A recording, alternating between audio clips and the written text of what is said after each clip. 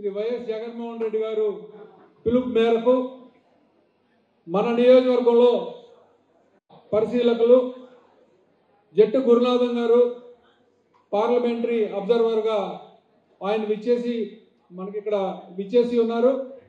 అలాగే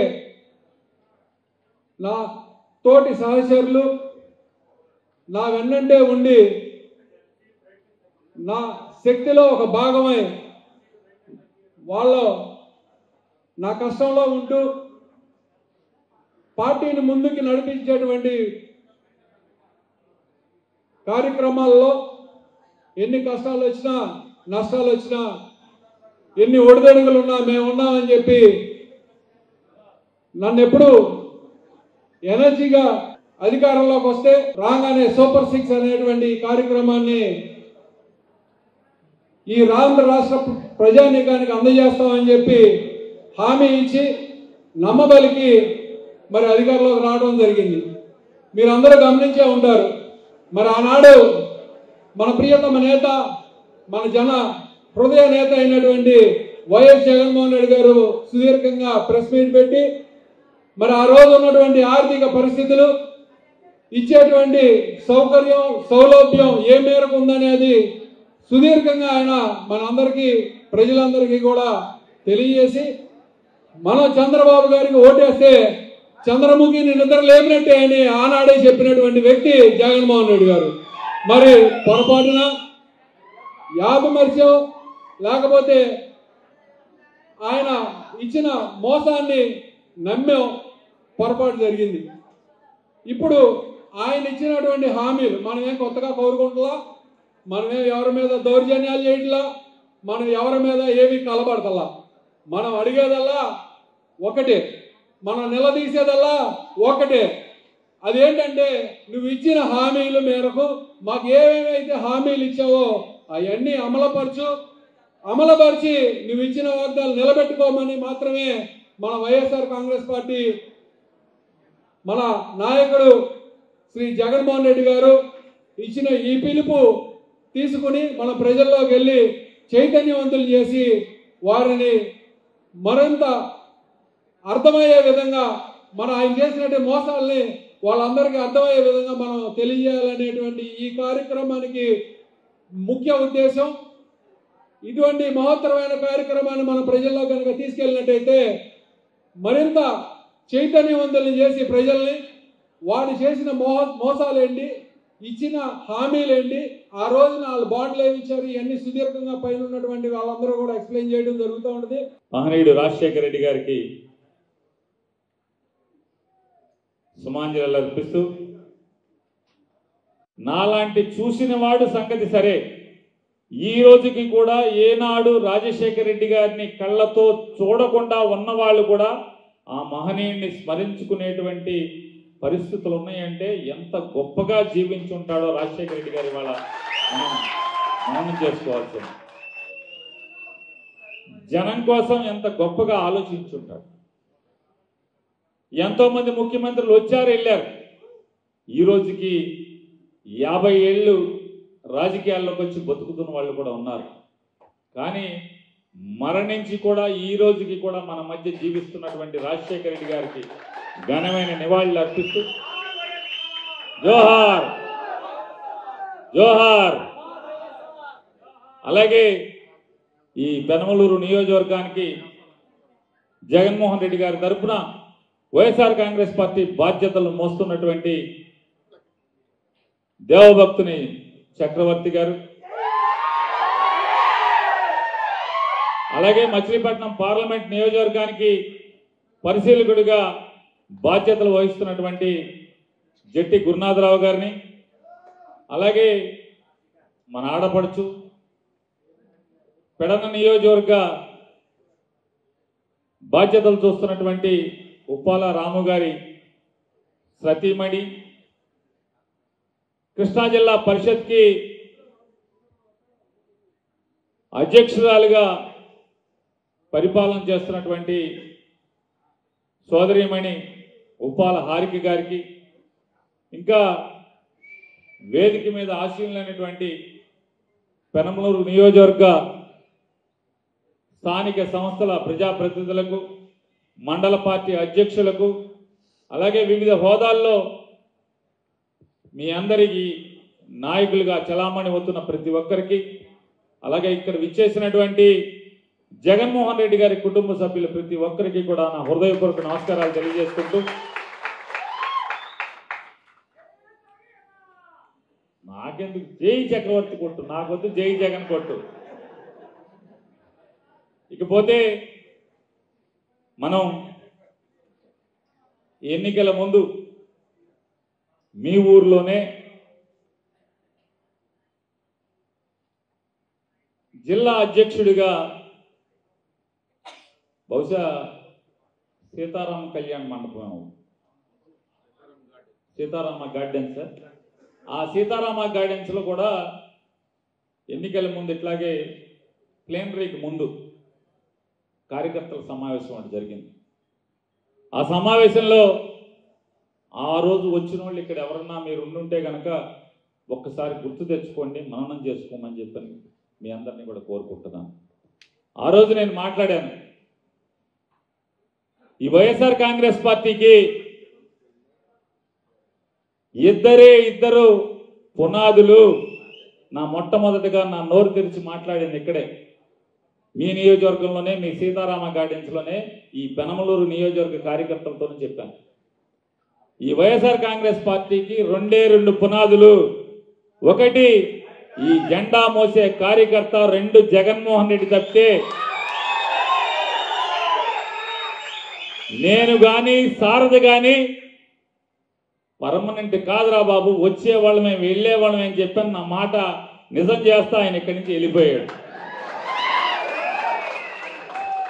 ఒక్క పార్థసారథే కాదు, చాలా మంది పార్థసారథులు వెళ్ళిపోయారు. కానీ ఈ రోజుకి కూడా, ఆ రోజు నుంచి ఈ రోజు దాకా కూడా జగన్ జెండా వదలకుండా పట్టుకుని పోరాటం చేస్తున్నది మాత్రం మీరే. మీకు జగన్ మీద గుండెల నిండా ప్రేమ తప్పితే కుర్చీల మీద కాంక్ష లేదు, అధికారం పట్ల మోజు లేదు, అవకాశవాదం అసలే లేదనేది ఈ పెనమలూరు నియోజకవర్గం వాళ్ళందరూ కూడా జగన్ పార్టీ మనుషులు నిరూపించారు. ఇవాళ ఇన్నాక్కడ రామచంద్రరావు గారు బాబు గారు మాట్లాడినట్టున్నారు. బాబు గారు మాట్లాడలేదంతా, పొద్దున ముందే మాట్లాడేశారు. రామచంద్రరావు గారు మాట్లాడారు. ఆడెవడో నుంచోనివ్వను, ఎవడు నుంచుంటాడో చూస్తాను, నామినేషన్లు ఎవడేస్తాడో చూస్తాను, నామినేషన్ల కాగితాల మీద ఎవడు సంతకాలు పెడతాడో చూస్తానని చెప్పని మాట్లాడుతున్నాడని చెప్పి చెప్పారు. నేను ఒకసారి ఈ పెనమలూరు నియోజకవర్గానికి జగన్మోహన్ రెడ్డికి ఉన్నటువంటి బంధం ఎలాంటిదో ఒక్కసారి మీకు జ్ఞప్తికి తెచ్చే ప్రయత్నం చేస్తాను. కృష్ణా జిల్లాలో 7 నియోజకవర్గాలు ఉంటే 7 నియోజకవర్గాల్లో మరీ ప్రత్యేకించి పెనమలూరుకి జగన్మోహన్ రెడ్డికి ఉన్న బంధాన్ని మీకు ఒకసారి గుర్తు చేస్తాను. 2014లో ఎన్నికలు జరిగినాయి. ఆ ఎన్నికల ముందు వరకు కూడా సురేష్ గారు నియోజకవర్గ బాధ్యతల్లో ఉండేవాడు.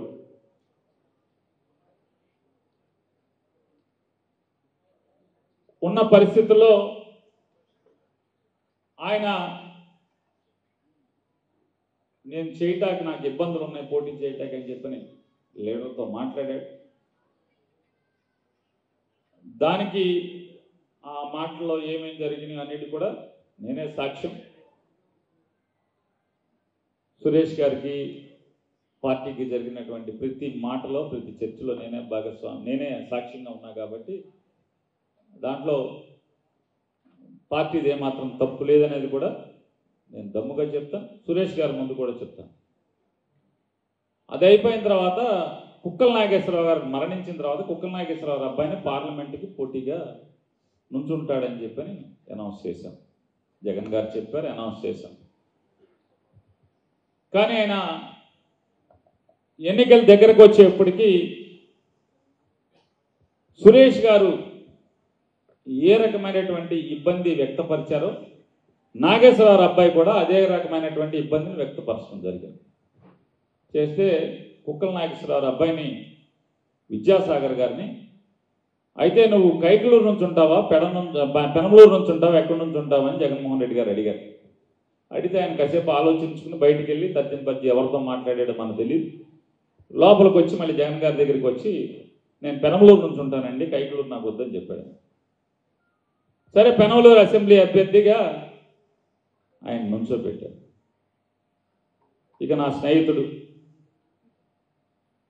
చంద్రబాబు నాయుడు గారి ఆఫీసు చూరు పట్టుకుని ఏలాడి ఎట్టగొట్ట లోపలికి వెళ్దామని చూస్తే అప్పుడున్న చంద్రబాబు నాయుడు గారు దేవినేని ఉమా గారి మాటలు తీసుకుని సూర్యు నుంచి ఒక్క తోపు తోసాడు, వేస్తే బయటపడ్డాడు. మీకు గుర్తుండుంటే మీరు నుంచున్నటువంటి ఎంపీటీసీ ఎలక్షన్, జెడ్పీటీసీ ఎలక్షన్ అన్నింటికి కూడా ఆయన సంపూర్ణంగా సైకిల్ గుర్తుకే పనిచేశాడు, పనిచేయమని అందరికీ చెప్పాడు. నేను సాక్ష్యం, అంటే మా ఊళ్ళో కూడా చేశారు కాబట్టి చెప్తున్నాను. సరే, ఏదన్నా కానీ అయిపోయింది, నాశనం చేసినా మళ్ళీ జెండా మోసాం కదా అతనికి. సరే, విషయం చెప్తున్నాను, అంటే మనం నెమరు వేసుకుంటున్నాం ఏంటనేది, జగన్కి పెనమలూరుకి బంధం ఏంటనేది నెమరు వేసుకునే విషయాలు మీకు చెప్తున్నాను. సో బాధితులు చాలా మంది ఉంటారు, జగన్ కూడా బాధితుడే.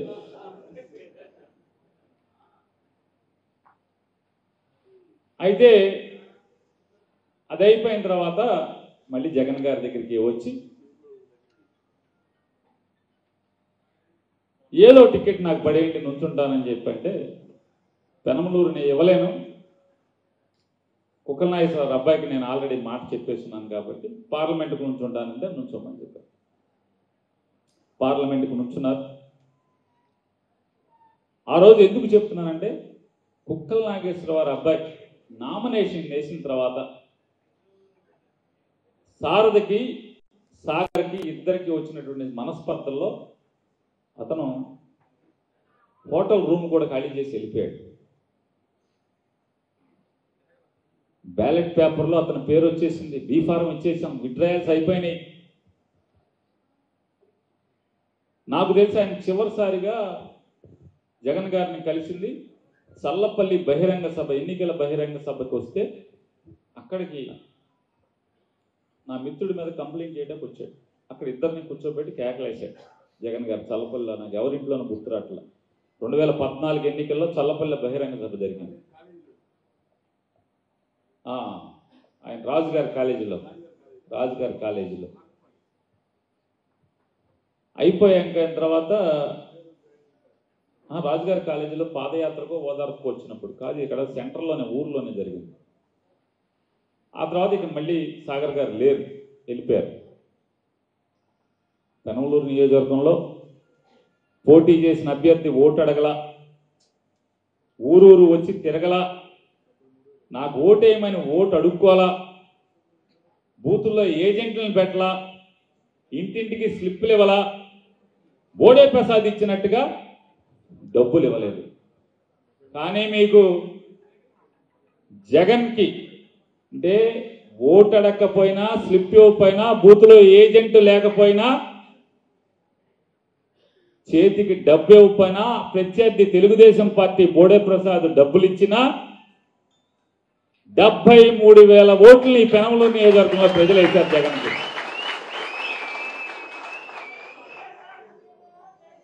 అది ఈ పెనమలూరు నియోజకవర్గానికి జగన్మోహన్ రెడ్డికి ఉన్నటువంటి బంధం. ఎవడేస్తాడు, ఎవడు నేస్తాడా? కాబట్టి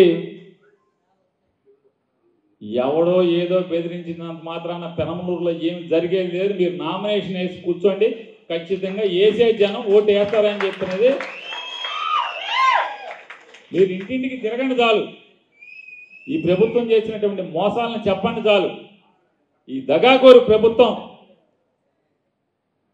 నారా చంద్రబాబు నాయుడు, పవన్ కళ్యాణ్ గారు ఈ రాష్ట్ర ప్రజల్ని ఎంత దగా చేశారో, మోసం చెప్పారో గుర్తు చేయండి చాలు. ఇంకేమక్కర్లా. ఎంపీటీసీ సంగతి వాళ్ళే చూసుకుంటారు, ఈ బోడే ప్రసాద్ సంగతి కూడా వాళ్ళే చూసుకుంటారు, ఎవరు చూడాల్సిన పని లేదు. ఇంకా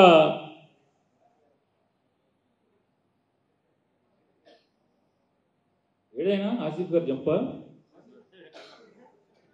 నీ దగ్గర ఇమ్మన్నాగా నీ కాగితాలు ఇచ్చాగా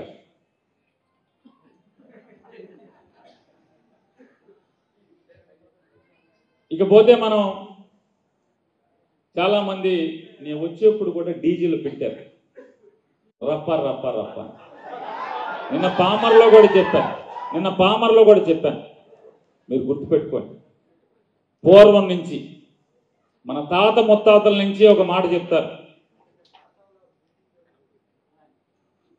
కరిచే కుక్క అరవదు అరిచే కుక్క కరవదు అని ఈ రప్ప రప్ప అని రోజు నిదట్లో కూడా మాట్లాడే ఎవడు కూడా చేతకానోళ్ళు మాత్రమే రప్ప రప్ప అని మాట్లాడతారు నిజంగా నీలో చేత ఉంది సత్తు ఉంది కసి ఉంది పగ ఉంది రెండో కంటికి తెలకుండా చేసే నీకు సత్తు ఉంటే చేసి పారదబ్బాలి అంతేగాని మాటకి పొద్దు నుంచి టిఫిన్ చేసేప్పుడు ఒకసారి కాఫీ తాగేప్పుడు ఒకసారి టీ తాగేప్పుడు రప్ప రప్ప ఈ సొల్లు కబుర్లు కట్టి పెట్టండి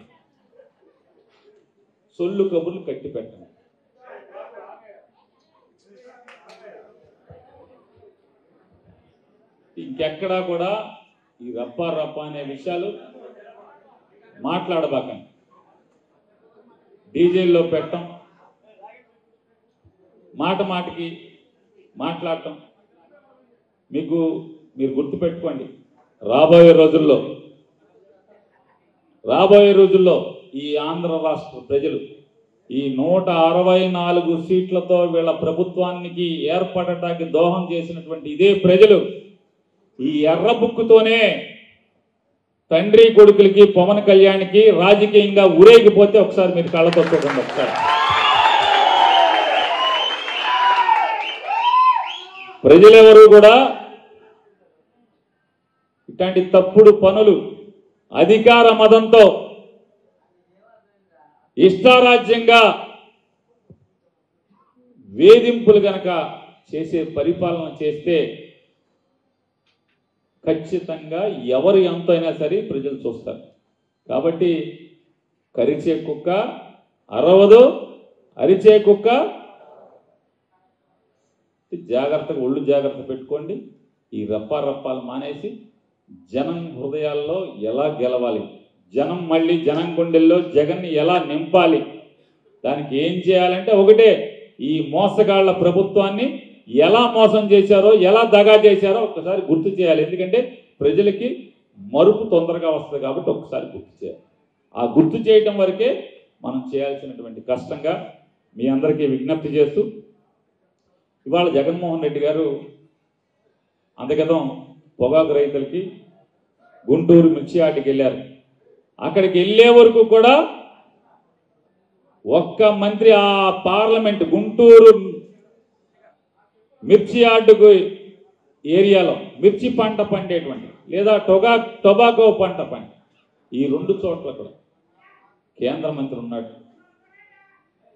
మంత్రి ఉన్నాడు ఒక్కరోజు కూడా నోరెత్తి కేంద్ర ప్రభుత్వానికి తన ప్రభుత్వంలో ఒక్క ప్రయత్నం కూడా చేయలేదు ఈ పెమ్మస అనే నేత అమెరికాలో బాగా గొప్పోడవచ్చు 5,000 కోట్లు 10,000 కోట్లు సంపాదించవచ్చు కానీ కనీసం ఎంపీగా కేంద్ర మంత్రిగా గుంటూరులో ఉండి ఆ పొగాకు రైతుల గురించి కానీ మిర్చి రైతుల గురించి కానీ కనీసం నోరు కూడా మెదపకుండా నిద్రపోతున్నాడంటే వీళ్ళు పాలకులా అని అడుగుతున్నాను నేను ప్రజలను ఉద్ధరించడానికి వచ్చినటువంటి పాలకులా డబ్బు సంపాదించిన తర్వాత హోదా కోసం ఆ డబ్బు ఎదజిమ్మి అధికారాన్ని కొనుక్కుంటాకు వచ్చినటువంటి వ్యాపారస్తులు తప్పితే వీళ్ళు ప్రజానాయకులు కాదు రాజకీయ నాయకులు కాదనేది కూడా ఇవాళ వాళ్ళ చేష్టల ద్వారా నిరూపిస్తున్నారు ఇవాళ జగన్మోహన్ రెడ్డి గారు వెళ్ళే వరకు మిర్చి గురించి పట్టించుకోరు రైతు ఏం చేస్తున్నాడో పట్టించుకోరు పొగాకు దగ్గరికి వెళ్ళే వరకు కూడా పొగాకు రైతులను పరామర్శిస్తే వెళ్ళే వరకు కూడా ఆ పొగాకు రైతుల గురించి ఏం జరుగుతుందో పట్టించుకోరు ఎన్నికల ముందు ఏ రేటు అమ్మింది 5 ఏళ్ళు ఇవాళ ఏ రేటు అమ్ముతుందో ఆలనా పలనా అతి గతి పట్టించుకున్న ఒక్క ఎదవంటే ఒక్క ఎదవలేదు ఇవాళ అక్కడికి వెళ్తే వెంటనే అడావుడి చేస్తారు పొగాకు గురించి ఈ వేసవి కాలంలో మామిడి పంట వచ్చిన దగ్గర నుంచి కూడా ఎన్నడూ లేని విధంగా మామిడికాయల్ని అమ్ముకోలేక ట్రాక్టర్లతో తీసుకొచ్చి రోడ్లెంపట పారబోసే పరిస్థితిలో రైతు కన్నీరు మున్నీరు ఏడుస్తుంటే ఒక్కడంటే ఒక్కడు పట్టించుకు సచ్చిన వాడు లేడు. ఇవాళ జగన్మోహన్ రెడ్డి గారు చిత్తూరు జిల్లా అక్కడ మామిడి మార్కెట్ యార్డ్ ఉన్నటువంటి గంగాధర నెల్లూరు నియోజకవర్గం ఉన్న బంగారు పాలెనికి వెళ్తుంటే మీరు చూస్తున్నారు 500 మంది పోలీసులు మార్కెట్ యార్డ్లో. మార్కెట్ యార్డ్ సెలవ మూసేశారు. మార్కెట్ యార్డ్కి ఎవరు రావద్దని చెప్పి అన్నోళ్ళకి కవర్ చేశారు. ఏ రైతుని రావద్దన్నారు. ఏ రైతు ట్రాక్టర్ కట్టుకుని మామిడికాయలు వేసుకుని రాకుండా 20 టోల్ గేట్లు పెట్టి చెక్ పోస్టులు పెట్టి రైతు ఎవడు కూడా మార్కెట్ యార్డ్కి రాకుండా చూసుకునే ప్రయత్నం చేస్తున్నారు.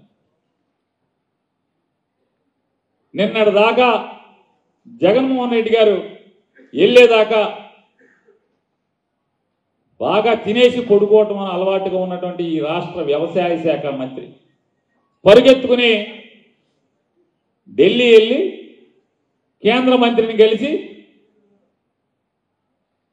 కేంద్రంలో ఢిల్లీలో ప్రెస్ మీట్ పెట్టి అవాకులు చవాకులు వెళ్తాడు.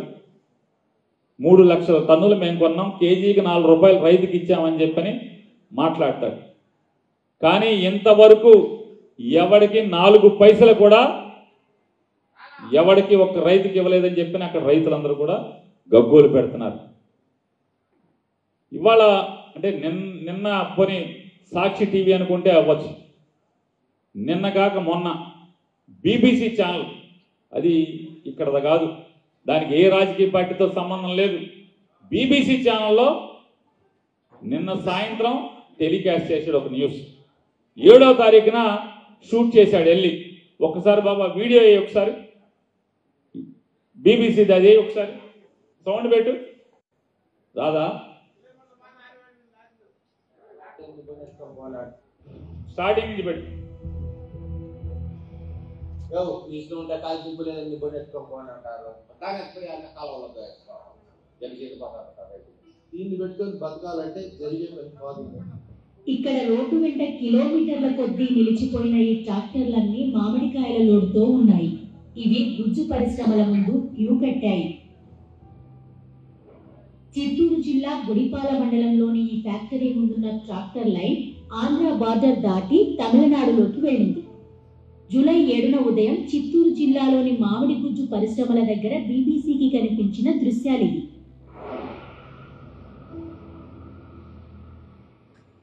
కాయ ఎత్తుకొచ్చి 3 రోజులు అవుతా ఉంది, ఇంతవరకు రండా అని అనలేదు. మా బాధ్యత ఉన్నది ఏమైనా పోయి ర్యాంప్ మాకు అన్లోడ్ చేయండి పిండి అని అడిగితే మీ ఇష్టం ఉంటే కాలు చింపు లేదని బండి ఎత్తుకోమని అంటారు. అట్లా గమ్మున రోడ్డు మీద పెట్టుకొని కాసుకోవాలి. ఎప్పుడు తీసుకుంటారో అట్లా వాళ్ళు తీసుకునేటప్పుడు తీసేసుకోవాలి, భోజనానికి లేకుండా. లోడ్ అన్లోడ్ చేయాలంటే 5 రోజులు పడుతుంది. 5 రోజులు పట్టి అప్పుడు అర్థం మాగిపోయింది సార్. అట్లా దాన్ని మాగిపోయినా కానీ బట్టల కింద కట్టుకోవడం కానీ ఏమవుతుంది, ఉడికిపోతుంది. మాగిపోయిందని రిటర్న్ మళ్ళీ బండిలోకి వేస్తారు. మేమేమి చేసేది ఇంకేమన్నా పోతే రిజర్వ్ చేసేది అర్థం బండిలోకి అర్థం ఫ్యాక్టరీలోకి ఇట్లా వేస్తారు. దాని పోయి అన్న కాలంలో వేసుకోవాలి. చెడిపోతాను సార్ రైతులు. ధరలు పడిపోయి కాయలు అమ్మలేక క్యూలో రోజుల తరబడి వేచి చూడలేక ఇలా మామిడి చెట్లనే నరికేస్తున్నారు కొందరు రైతులు. మామిడికి బదులు ప్రత్యామ్నాయ పంటలు వేసుకుంటామని చెబుతున్నారు. జ్యూస్ ఫ్యాక్టరీలే కాకుండా ర్యాంపులు, మార్కెట్ యార్డులకు కూడా రైతులు మామిడికాయలను తీసుకెళ్తున్నారు. బంగారుపాలెం దగ్గర ఉన్న ర్యాంపుల దగ్గర కొందరు రైతులతో బీబీసీ మాట్లాడింది. ఇప్పుడు 4 లోడ్లతోలే ఒక 2-3 వారాలు అవుతుంది. ఏ రకంగా బిల్లు ఇస్తామని చెప్పిన వాళ్ళు లేదు, ఏమీ లేదు. ఆడికి ఇంటికి తిరుక్కుంటా ఉండేది. ఇంకా 2 లోడ్లు 3 లోడ్లు అయ్యేది ఉంది. నా పరిస్థితి అయితే మొత్తం చెట్లనే మాయిపిస్తారు. ఈ రేట్లు లేవు. ఎక్కడ పోయినా మండి లేకపోతే వద్దు పో ఎత్తుకొని పో, నేను చెప్పేదాకా పోయేది ఉంటారు. మంత్రికి, రాష్ట్ర ముఖ్యమంత్రికి కనీసం బుద్ధి జ్ఞానం ఉందా? ఎంతసేపు రాజకీయాలనేది దిక్కుమాలిన రాజకీయాలకి కనీసం రైతుల పట్ల నిన్నగాక మొన్న ఆ స్థితిలో ఉంటే మేము కొనేసాం మామిడికాయ రైతు అంతా కూడా కేజీకి 4 రూపాయలు మేము ఇచ్చాం, 12 రూపాయలు మార్కెట్ వాడు ఇస్తే ఆ 4 రూపాయలకి వెళ్ళి 16 రూపాయలకి కొన్నాం మేము అని చెప్పి మాట్లాడతారు. రైతు ఏం చెప్తున్నాడు, ఇంతవరకు నాకు రేటు చెప్పలేదు, నాకు డబ్బులే ఎంత ఇస్తాడో చెప్పలేదు, ఎప్పుడు పడతాయో చెప్పలేదు, కేజీకి ఎంత ఇస్తాడో రేటు చెప్పలేదు, డబ్బులు ఎప్పుడు పడతాయో చెప్పలేదు. నా స్థితి ఏముంటే ఇంకా చెట్లు కాయలు ఉన్న వాళ్ళ పరిస్థితి ఏంటండి అని చెప్పి అంటున్నాడు. ఒకడేం చెప్తున్నాడు, 5 రోజులు 6 రోజులు కుళ్ళిపోయినట్టు 5 రోజులు అక్కడ ట్రక్కు పెట్టి కూర్చుంటే తీసుకెళ్ళి కొంటాడు, లేకపోతే పారబోస్తే పారబోయాలి. ఈ రైతు కడగండ్లు, ఈ రైతు కష్టాలు జగన్ వెళ్ళే వరకు కనీసం ఢిల్లీ వెళ్ళిన ఒక్క ముద్దెదవ లేడు. అసలు వీళ్ళు మంత్రులా ఏం చేస్తున్నారు, నెల 3,50,000 రూపాయలు జీతం తప్పి డిఏలు అన్ని డ్రా చేసుకుని కులకటం తప్పితే ఒక్కడెవడన్నా వెళ్ళాడా, ఒక్కడు పరామర్శించాడా, ఒక్కడు పట్టించుకున్నాడా? జగన్ వెళ్తే వాళ్ళు తప్పు పడతారు. ఎక్కడికి పడితే అక్కడికి వెళ్తున్నాడు, ఎక్కడికి పడితే ఎక్కడికి వెళ్తున్నాడు, ఎందుకు వెళ్తాడు? కష్టం ఎక్కడుంటే ఈ ఆంధ్ర రాష్ట్రంలో ఏ ప్రజలకి, ఏ వర్గానికి, ఏ రైతుకి ఎక్కడ కష్టం ఉన్నా ఖచ్చితంగా జగన్మోహన్ రెడ్డి వెళ్ళి తీరుతాడనేది కూడా మీకు హెచ్చరిక చేస్తున్నాను. నీ చేతనైతే ఆపుకుంటే ఆపుకో, నీ చేతనైతే జగన్ వెళ్ళేదే. ఇవాళ అచ్చెన్నాయుడు వ్యవసాయ శాఖ మంత్రి, రైతాంగం పట్ల, రైతాంగం విషయాల పట్ల, ఈ రాష్ట్రంలో రైతుల పంటకు ఏం జరుగుతుందో ఇంత కూడా తెలియని వాడు మన దరిద్రానికి వ్యవసాయ శాఖ మంత్రి. ఈ జగన్మోహన్ రెడ్డి గారి పట్ల చాలా కేసులు కడుతున్నారు, మా మీదకి కడుతున్నారు కేసులు. జగన్మోహన్ రెడ్డి గారు ఒక కార్యకర్త పోలీసు వేధింపులు భరించలేక ఆత్మహత్య చేసుకుంటే ఆ ఆత్మహత్య చేసుకున్నటువంటి ఆ యువకుడి, వైఎస్ఆర్ కాంగ్రెస్ పార్టీ యువకుడు తండ్రి కొడుకు విగ్రహం పెట్టుకుని సంవత్సరీకం సందర్భంగా మేము అవుతాకి కులానికి కమ్మవారైనప్పటికి కూడా మాకు రాజశేఖర రెడ్డి అన్న, జగన్ అన్న మాకు ప్రాణం, నా కొడుకు విగ్రహం జగన్ వచ్చి చేస్తే మేము ఆనందపడతాం, మా కొడుకు పోయినటువంటి బాధని తగ్గుతుంది మాకు జగన్ రమ్మని చెప్పి ఆయన కౌరు చేశాడు. జగన్ గారు సరే నేను వెళ్తానని చెప్పని ఆ నేపథ్యం అంతా కనుక్కున్నాడు. ఎందుకంటే వాస్తవం జరిగిందేంటి, ఈ ఎలక్షన్స్లో జగన్మోహన్ రెడ్డి గారి పార్టీ మీద లేదా అక్కడున్న ఎమ్మెల్యే క్యాండిడేట్ల మీద పందాలు కాశాడు, ఓడిపోయాడు, వాళ్ళు గెలిచారు. ఇతను డబ్బులు కట్టాక ఏదో ఒకటి ఆస్తులు అమ్మాలి. ఈలోపు పోలీస్ స్టేషన్కి పిలిపించి మంత్రికి, రాష్ట్ర ముఖ్యమంత్రికి కనీసం బుద్ధి జ్ఞానం ఉందా? ఎంతసేపు రాజకీయాలనేది దిక్కుమాలిన రాజకీయాలకి. ఇకపోతే ఇప్పుడు జగన్మోహన్ రెడ్డి గారు కారులో ప్రయాణిస్తూ మనిషి పడకుండానే వేరే కారు కింద పడినా కూడా ఈయన కారు కింద పడ్డాడని చెప్పని దొంగ కేసు కడితే సాధారణంగా ఏం చేస్తారు, డ్రైవర్ మీద ముద్దాయిగా చేస్తారు. కానీ కారులో వెళ్తున్న వాళ్ళని కూడా ముద్దాయిగా చేసేటువంటి చంద్రబాబు నాయుడు, పవన్ కళ్యాణ్ ప్రభుత్వం ఇదైతే ఇప్పుడు ఇన్ని తేపకి మేనిఫెస్టో ఇచ్చి మోసం చేసే వాళ్ళని ఏమంటారు, నమ్మించి మోసం చేసే వాళ్ళని ఏమంటారు తెలుసండి? అది నేరం. అంటే అలాగే ఐపీసీ కింద, అంటే ఇండియన్ పెనల్ కోడ్ కింద, భారతీయ శిక్షా స్మృతి కోసం కింద సెక్షన్ 420 కింద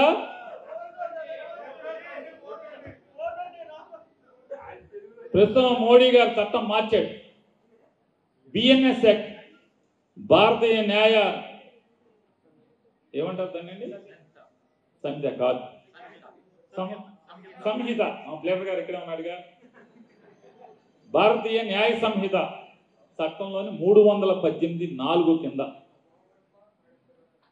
చంద్రబాబు నాయుడు నేరానికి అంటే క్రైమ్ కడతాకి నేరం నమోదు చేయటానికి సంపూర్ణంగా అర్హత ఉందా అర్హత లేదా నేను అడుగుతున్నాను చంద్రబాబు నాయుడు గారికి.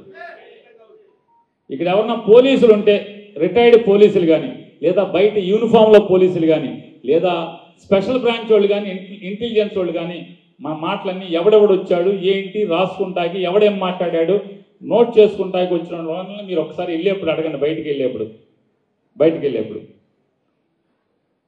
ఒకసారి నమ్మించి మోసం చేస్తే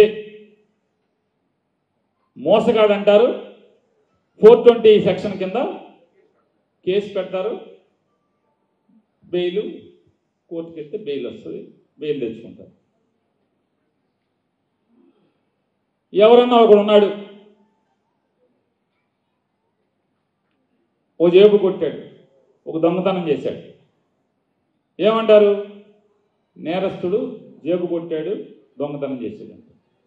బెయిల్ తెచ్చుకుని మళ్ళీ వచ్చాడు, మళ్ళీ వారం రోజుల తర్వాత మళ్ళీ వెళ్ళి జేబు కొట్టాడు లేదా గొలుసు కోసేశాడు, మళ్ళీ కేసు, మళ్ళీ బెయిల్, మళ్ళీ వచ్చాడు. మళ్ళీ వారం తర్వాత మళ్ళీ దొంగతనం చేశాడు, జేబు కొట్టాడు, ఇంటికి కన్నం వేశాడు, మళ్ళీ గొలుసు కోసాడు.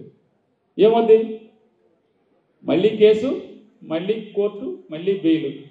పోలీసు భాషలో ఆయన ఏమంటారు తెలుసా అండి? హ్యాబిచువల్ అఫెండర్ అంటారు. అంటే అలవాటు పడినటువంటి నేరస్తుడు అని. చంద్రబాబు నాయుడు గారు ఈ అలవాటు పడినటువంటి నేరస్తుడు అవునా కాదా మీరు చెప్పండి. పోలీసు భాషలో హ్యాబిచువల్ అఫెండరా అవునా కాదా? హ్యాబిచువల్ అఫెండరే కదా. ప్రస్తుతం కొత్త చట్టం ప్రకారం 318(4) కింద నేరస్తుడు అవుతాడా అవడా? సంపూర్ణంగా అర్హతలు ఉన్నాయి కదా. వీళ్ళు నేరగాళ్ళు అయ్యింది జగన్మోహన్ రెడ్డి గారు తప్పుడు కేసులు కట్టి ఏదో రకంగా జగన్మోహన్ రెడ్డి గారిని జనంలోకి వెళ్ళటం ఆపాలనుకునేటువంటి తప్పుడు ఆలోచనలు ఫలిస్తాయా? జగన్ ఆపటం, జగన్మోహన్ రెడ్డి గారిని జనంలోకి వెళ్ళటం ఆపటం ఈ నారా చంద్రబాబు నాయుడు, నారా లోకేష్ నాయుడు, ఈ పవన్ కళ్యాణ్ నాయుడు వల్ల అవుతుందా అని అడుగుతున్నాను. ఇలా సత్తా సరిపోద్దా అని అడుగుతున్నాను. జగన్ని జనంలోకి వెళ్ళటం ఆపలేనటువంటి వీళ్ళు ఈ రాష్ట్రానికి ఏం మేలు చేస్తారు? కాబట్టి ఇప్పుడు మనందరం మాట్లాడుకున్నాం, ఇటువంటి తప్పుడు దుర్మార్గ పోకడలతో ప్రజల్ని ఎన్నికల ముందు అరచేతిలో వైకుంఠం చూపించి ఎన్నికల అవసరం తీరిన తర్వాత అధికారంలోకి ఎక్కి కూర్చున్న తర్వాత ఈ రకంగా మోసం చేసేటువంటి ఈ వ్యక్తుల గురించి, వీళ్ళ మోసాల గురించి గ్రామాన తిరిగి ఇంటింటికి తిరిగి గుర్తు చేయమని చెప్పని మీ బోడే ప్రసాద్ గారు